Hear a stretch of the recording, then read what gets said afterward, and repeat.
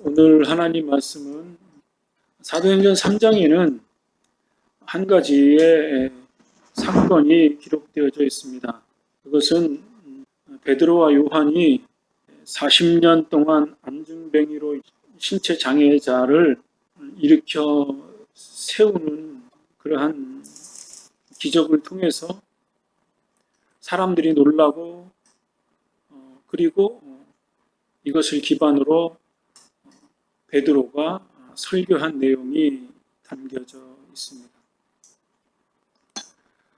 이러한 어떻게 보면 병 고치는 사건을 접하게 되면 사람들이 어떤 생각을 갖냐면 꿈의 역사의 현장에 병 고치는 역사, 보여지는 역사, 그것이 사람들에게는 큰 충격으로 다가오겠죠.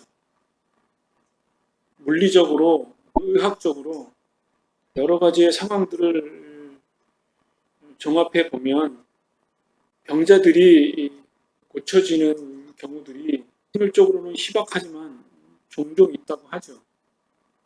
종교적인 측면에서 보면 사도행전 3장에도 기록되어져 있지만 이러한 종교적 현상이 성경에만 기록되어 있는 것이 아니고 타 종교에도, 종교의 불교 같은 경우에도, 무속 같은 경우에도 병 고치는 현상들이 나타나고 있습니다. 종교적인 측면에서 병이 낫다고 했을 때 그것을 통해서 각 종파들이 어떤 거룩함, 신성 또는 일반적인 세계를 초월하는 그들이 추구하는 절대성을 강조하겠죠.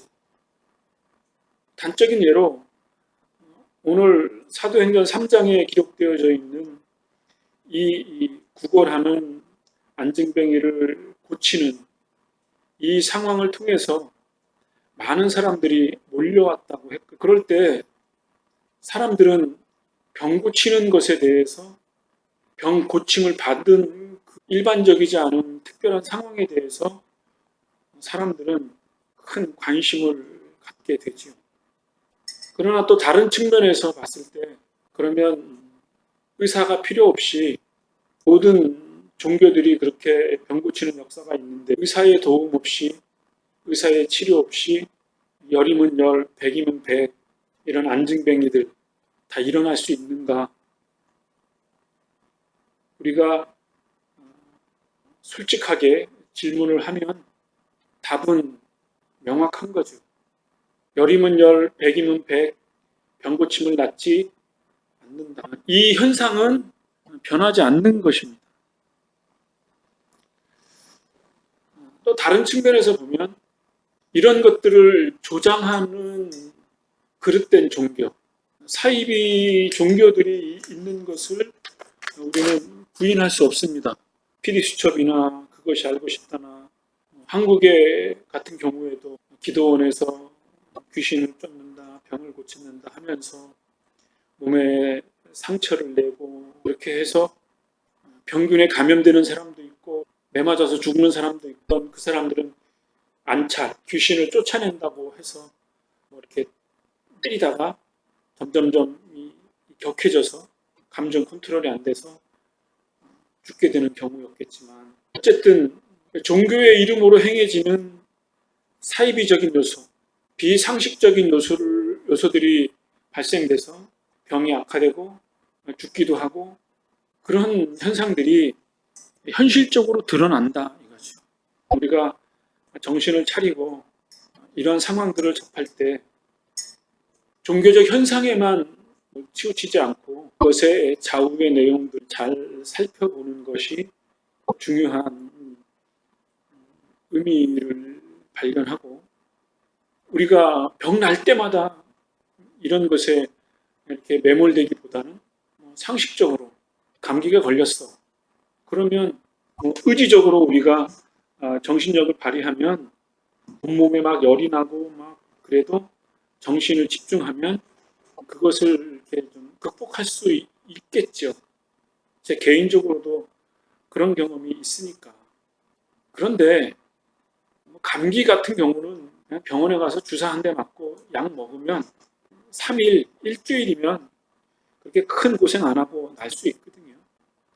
좀 심한 병들, 그런 것들도 병원에서 정확한 진단을 받고 치료를 받으면 날 수 있는 병들이 많이 있습니다. 그러니까 이러한 상식적인 측면을 우리가 활용할 필요도 있겠지. 그렇게 해서 우리의 건강을 잘 돌아보는 것 중요하다. 그런 생각이 듭니다. 불확실성을 가지고 이것이 뭐 귀신이 들렸다, 뭐 마귀의 시험이다, 뭐 하나님의 시험이다, 그런 좀 종교적인 측면에서만 그렇게 치우쳐서 볼 것은 아니다 생각을 갖습니다. 서론이 좀 길었습니다만 오늘 본문의 말씀은 오후 3시경이었습니다. 기도하는 시간이 되어서 성전에 올라가게 되었죠. 유대인들은 하루에 기본적으로 한 3번 정도 기도를 한답니다. 아침에는 샤하리트라는 것으로 아침에 축복을 갈구하는 기도, 하나님의 은혜를 간구하는 그런 기도를 하고요. 오후에는 민하라는 기도를 한답니다. 저녁에는 마아리브라는 기도를 한다 그러죠. 이러한 그 유대인들은 하루에 3번씩 기도하는 관습이 있습니다. 사도행전 3장에 나와 있는 오늘 본문에도 오후 기도를 하러 이제 모인 거겠죠. 그럴 때 성전 미문, 옛날 성경에는 미문이라 그랬는데 이게 아마 들어가는 이 입구니까 아름답게 장식을 해놨던 것 같아요. 그래서 쉬운 성경에는 아름다운 문 이렇게 풀어서 썼는데 그 아름다운 미문이라는 그곳에서 40년 동안 안징뱅이, 태어날 때부터 안징뱅이였던 이 사람을 뭐 친척들이나 형제들이나 이런 사람들이 구걸하러 성전 문 앞에 갖다 놓았겠죠. 그리고 이제 구걸을 하면서 생계를 유지했습니다. 베드로와 요한이 지나가다가 구걸하는 그 사람을 유심히 보았습니다. 적어도 한두 번 보지는 않았을 겁니다. 40년 동안 구걸을 한 사람이었기 때문에 40년 동안 그 사람을 보았지만 그리스도의 복음으로 새롭게 거듭난 베드로와 요한, 그가 성령의 충만함을 받고 예수 그리스도의 복음을 증거한 후에 미문에 있는 안징뱅이를 유심히 보았을 때 과연 무슨 생각을 가졌을까요? 이 사람에게 예수님의 복음, 예수님의 생명, 죄사함을 얻게 되어지는 예수님의 이름과 능력을 증거해야겠다. 그런 의도가 있었는지는 알 수 없지만 그런 마음이 있었을 것 같아요. 그래서 눈이 마주쳤습니다. 안징뱅이는 당연히 몇 푼의 돈을 구걸하려는 마음이었습니다. 그런데 베드로와 요한이 느닷없이 이런 말을 합니다. 은과 금은 내게 없으나 내게 있는 것을 당신에게 줍니다. 나사렛 예수의 이름으로 일어나 걸으십시오. 예수님의 이름의 능력을 힘입어서 당신이 그 믿음을 갖고 걸으면 걸을 수 있습니다. 그리고 베드로가 일으켜 세우니까 다리에 힘이 들어왔습니다. 발목에 힘이 들어왔고 벌떡 일어났습니다. 그리고 껑충껑충 뛰면서 베드로와 요한과 안징뱅이가 서로 놀랬겠죠. 40년 동안 안징뱅이였던 이 사람이 일어났으니까. 그리고 많은 사람들이 안징뱅이를 보면서 놀라는 겁니다. 40년 동안 안징뱅이였던 이 사람이 나사렛 예수 그리스도의 이름으로 일어나 걸으라고 하니까 이 사람이 걸으면서 하나님을 찬양했다. 많은 사람들이 눈을 의심하고 이 놀라운 현상을 이상하게 생각했다고 했습니다. 그리고 베드로는 단순히 이 안징뱅이를 일으킨 것뿐만이 아니라 이 사건을 통해서 예수 그리스도의 이름을 이 안진뱅이와 주변에 있는 사람들에게 증거할 뿐만 아니라 예수님의 능력을 증거할 뿐만 아니라 베드로는 이 사건을 통해서 소위 말하는 설교를 하는 거죠.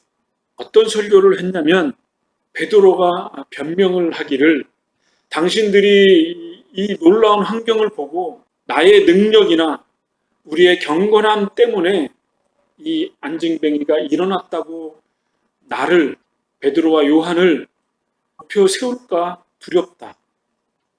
그런 의미의 말을 하는 거죠. 나는 평범한 사람이고 아무 능력이 없는 사람이지만 내가 얼마 전에 죽었다가 다시 부활하신 예수 그리스도의 이름과 능력을 힘입어서 그분의 이름과 능력으로 안징뱅이를 일으키니 안징뱅이가 일어난 것뿐이다. 이렇게 말하면서 여러분들도 잘 알다시피 하나님께서 얼마 전에 당신들이 죽인 그 예수라는 사람, 그 선하신 분, 빌라도가 풀어주려고 했지만 여러분들이 소리 지르고 모함하는 것으로 말미암아 십자가에 못 박으도록 여러분들에게 넘겨주어서 그분이 죽었다가 무덤에 있다가 하나님이 다시 살리신 그 선하신 분 나사렛 예수 그리스도, 그분을 하나님께서 살리셨다. 그리고 이 일의 증인이 베드로 자신과 요한이고 당신들이 조금 전에 보았던 예수 그리스도의 이름으로 능력으로 걸으라고 했을 때 안징뱅이가 걸었던 것처럼 살아계신 예수 그리스도, 그분의 능력을 우리가 체험한 그 증인으로서 우리가 지금 이 상황을 맞이하고 있지 않냐. 예수 그리스도의 이름을 믿는 그 믿음 때문에 이 안징뱅이가 걸어났다. 걷게 되었다. 치료를 받았다. 그러니 죽음을 이기신 예수 그리스도, 다시 부활하신 예수 그리스도, 하나님 우편에 앉아 계신 그 예수님이 위대한 분이신데 이분이 어떤 분이시냐? 그분은 모든 예언자들이 예언하셨던 그 고난받는 그리스도, 그분이시다. 그 예수 그리스도를 믿고 회개하고 그리고 그의 이름을 힘입어서 우리가 가지고 있는 하나님에 대한 죄, 우리가 가지고 있는 그 죄성을 다 씻으시는 예수 그리스도, 그분은 새로운 역사, 하나님의 나라를 이루신 분이고 그리고 그분을 통해서 우리 이스라엘 유대인들은 하나님의 새로운 영광을 바라보게 될 것이고 뿐만 아니라 그를 믿는 모든 민족이 하나님의 놀라운 새로운 영광을 바라보게 될 것이다.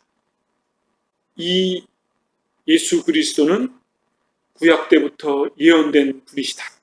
모세가 말하기를 예언자 한 사람을 세우실 것이라고 말을 했고 사무엘을 비롯해서 모든 예언자들은 다시 오실 예수 그리스도, 이스라엘을 새롭게 할 그 예언자를 예언했고 아브라함도 내 자손을 통해서 모든 민족이 복을 받을 것이라고 예언했던 그 한 선지자가 안징뱅이 40년 동안 고난받던 그 안징뱅이를 일으키신 분이 예수의 이름과 그분의 능력, 죽음의 권세를 이기신 능력, 죽음의 권세를 이기시고 다시 살아나신 하나님 우편에 앉아 계신 예수 그리스도, 그분이 성령, 거룩한 영으로서 우리와 함께 하시고 안징뱅이와 함께해서 이 안징뱅이를 일으켰다. 그 살아계신 예수 그리스도의 역사를 통해서 우리는 지금 이 놀라운 광경을 맞이하고 있는 것이다. 이렇게 말하면서 26절에 베드로가 이렇게 말을 합니다. 하나님께서 하나님의 종을 세우셔서 여러분 한 사람 한 사람을 악한 길에서 돌이키게 하시고 복을 주시려고 그분을 먼저 여러분에게 보내셨습니다. 이 말을 베드로가 하고 있습니다.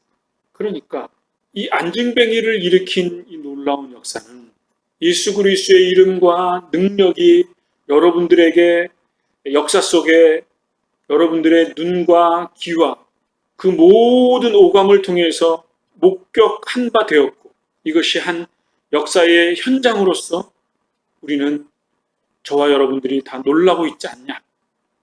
이것은 하나님이 세우신 하나님의 종 예수 그리스도이시고, 이 놀라운 안증뱅이의 치유의 역사를 통해서 단순히 놀랄 뿐만 아니라 여러분 한 사람 한 사람이 여러분들의 악함으로 예수 그리스도를 죽였지만, 십자가에 못 박았지만 그 악한 마음을 돌이켜라 하는 거죠. 그리고 예수의 이름과 능력이 나타난 이 광경을 보고 여러분은 회개하고 새 사람이 되어라. 그러면 여러분의 죄는 씻음을 받을 것이다. 그래서 여러분들은 새로운 피조물이 될 것이고, 새로운 인생을 살 것이고, 새로운 하나님의 역사를 바라보게 되고, 기존에 살았던 모든 삶의 방식과는 다른 차원의 역사가 여러분의 인생 속에, 여러분의 미래 속에 있다. 우리들도 예수 그리스도를 직접 체험하기 전에는 다 많은 것을 가지려고 하고 높아지려고 했지만, 예수님의 크신 은혜를 힘입은 우리들은 자기의 것을 자기 것이라고 하지 않고 필요에 따라서 물건 나눠 쓰는 그러한 아름다운 자족하는 마음들이 생겨났다. 이것이 변화된 삶이다.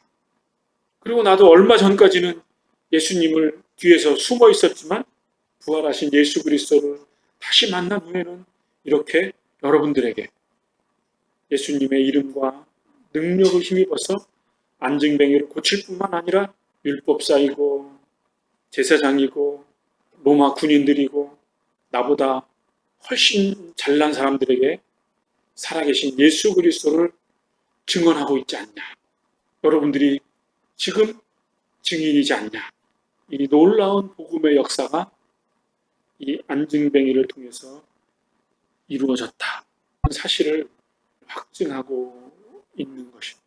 사도행전 서두에 시작했던 내용의 말씀처럼 기독교의 역사가 한 역사의 현장에서 나타난 놀라운 기적의 현장, 그리고 그리스도가 어떻게 명확하게 확증되어지는가, 본문의 말씀처럼 베드로의 설교를 통해서 구약의 말씀으로 예수 그리스도를 확증하고, 그리고 치유의 역사를 통해서 예수 그리스도를 확증하는 이 사건이 초대교회 사도행전 3장의 역사적 사건으로 기록되어져 있다는 거죠. 만약에 베드로가 증언했던 이 내용이 거짓이었거나, 그리고 이 소리를 들었던 사람들이 알지 못하는 일이었다면 아마도 베드로와 요한을 책망하거나 때로는 강렬하게 저항을 했겠죠. 그런데 사람들이 잠잠해요. 가만히 듣고 있어요.